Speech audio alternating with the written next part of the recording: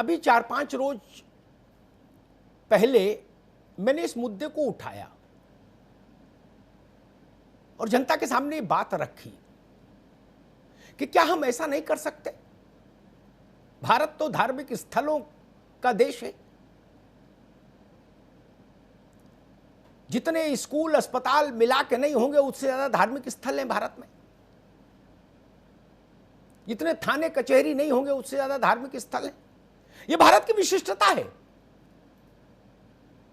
ये धार्मिक स्थल भारत के रक्त में समाहित है। तो इस संकट काल में संकट से मुक्ति दिलाने के जितने भी उपाय हैं उनसे ये धार्मिक स्थल क्यों ना जोड़े जाएं।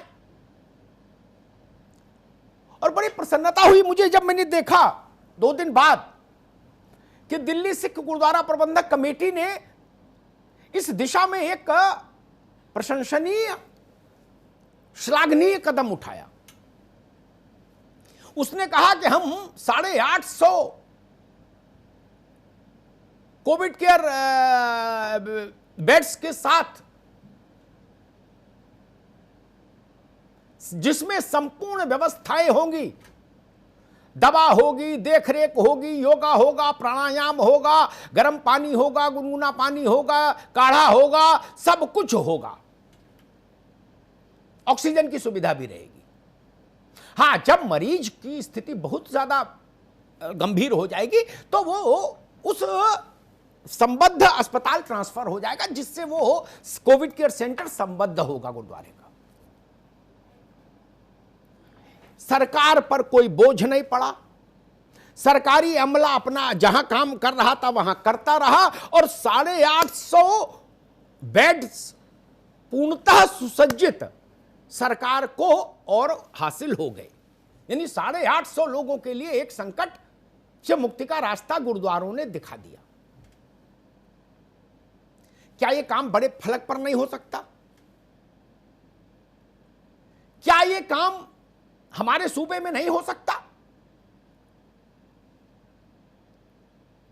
क्या यह काम देश भर में नहीं हो सकता?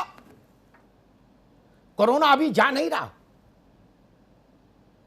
ना अभी कोई ऐसा लक्षण दिख रहा है कि कोरोना का दंश कम हो जाएगा। आज 4.25 लाख है, कल 4 लाख होंगे, फिर 4.25 लाख होंगे, 4.5 लाख होंगे। ये सिलसिला कहां तक जाएगा परमात्मा जाने। अस्पतालों की एक सीमा है और सरकार का फंड भी हमारा और धार्मिक स्थलों के पास जो साधन है वो भी देश के। सरकार का फंड बहुत जगह लग रहा है इस वक्त, सरकारों का फंड। क्या हमारे जितने बड़े धार्मिक स्थल हैं, मैं व्यक्तिगत अनुभव से कह सकता हूं, वो सब किसी धर्म के बड़े धार्मिक स्थलों इतने सक्षम हैं कि 100 बेड, 100 गद्दे, 100 चद्दर खरीदने में उनकी सेहत पर कुछ भी फर्क नहीं, राई रत्ती फर्क नहीं, एक कोना भी खाली नहीं होता। एक मंगलवार का चढ़ावा पूरा कोविड केयर सेंटर बनवा देगा। एक मंगलवार का, एक जुम्मे की नमाज पूरा कोविड केयर सेंटर तैयार करा देगा। एक शब्द कीर्तन में जितना दान आता है उतने से कोविड केयर सेंटर बन जाएगा पूरा, जिसमें वेंटिलेटर, ऑक्सीजन, ये वो ताम झाम, थर्मस फ्लास्क सब आ जाएगा। एसी है, कूलर है, पंखे हैं, साफ सफाई है, अन्य क्षेत्र है, रसोई है। क्या चाहिए अतिरिक्त? ये पहले हम लोग क्यों नहीं कर सकते? मुझे लगा इसकी अलग जगानी चाहिए भाई। गुरुद्वारा प्रबंधक कमेटी दिल्ली को धन्यवाद देते हुए मुझे लगा अब इस पहल को आगे अब मुझे ले जाना चाहिए। हर चीज सरकार की ओर मत देखिए। सरकार की सीमाएं हैं। कोई सरकार हो, किसी पार्टी की सरकार हो। और एक और भी बात मैं कहूंगा, मेरी बात से मेरे ख्याल से सब लोग सहमत होंगे। किसी उजाड़ स्कूल में क्वारंटीन में पड़े रहें आप, किसी साए साए करते स्टेडियम में क्वारंटीन में पड़े रहें, उसमें जो निराशा, जो अवसाद मरीज में आता है, वह किसी मस्जिद में, गुरुद्वारे में, चर्च में या मंदिर में या मठ में जब आप होंगे, वो नहीं आएगा। ये भारत है, वहां आपको लगेगा कि हम परमात्मा की गोद में हैं, हम ज्यादा सुरक्षित हैं, ज्यादा संरक्षित हैं।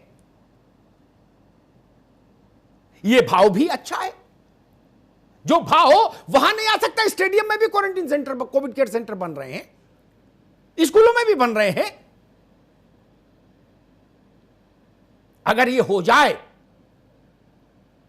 तो ज्यादा, तो क्या कहूं,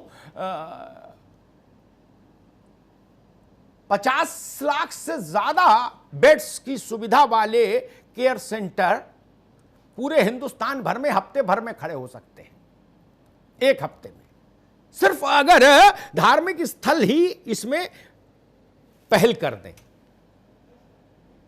और किसी राज्य सरकार पर राई रत्ती बोझ नहीं पड़ेगा, किसी अस्पताल का काम डिस्टर्ब नहीं होगा।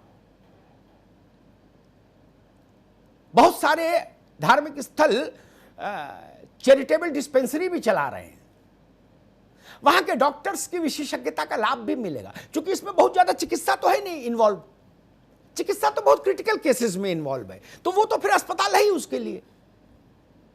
बाकी छोटी चीजों के लिए उनकी विशेषज्ञता ले सकते हैं।